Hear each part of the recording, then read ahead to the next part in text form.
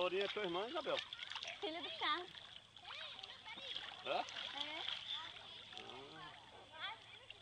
Aonde? Lindo demais, hein? Ei.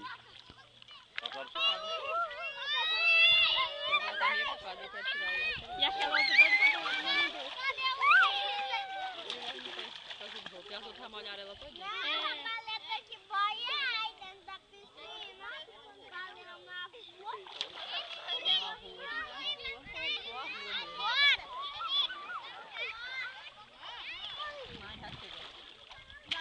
Maria Luísa. Ei. Maria Luísa. Vai pegar você. Você ouviu? Vamos vestir uma roupa agora. Quando seu pai chegar, você vai ver. Não tô tremendo. Tu vai sair? Ei, Mariana. Bora sair também, Bora Mariana? sair também? Bora. Bora, Olha tu lá, sair, a uma outra sai foi. também. É, sai uma, sai a outra.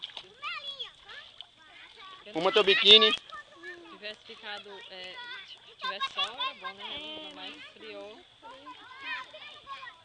De noite, as pobres mães não dormem, menino. Garganta, ouvido. É fácil que a turma de conta. Pode ir lá, Charles, né? Se bem que ela tá maiorzinha, já passou dessa fase. A Maria Luísa ainda tá ainda. Ficar de molho muito tempo. Loguinho, né? Gripa, aí de noite dá febre. Ei, viu que falou que tu quer deixar a Maria Luísa em casa? No dia do casamento? Vou.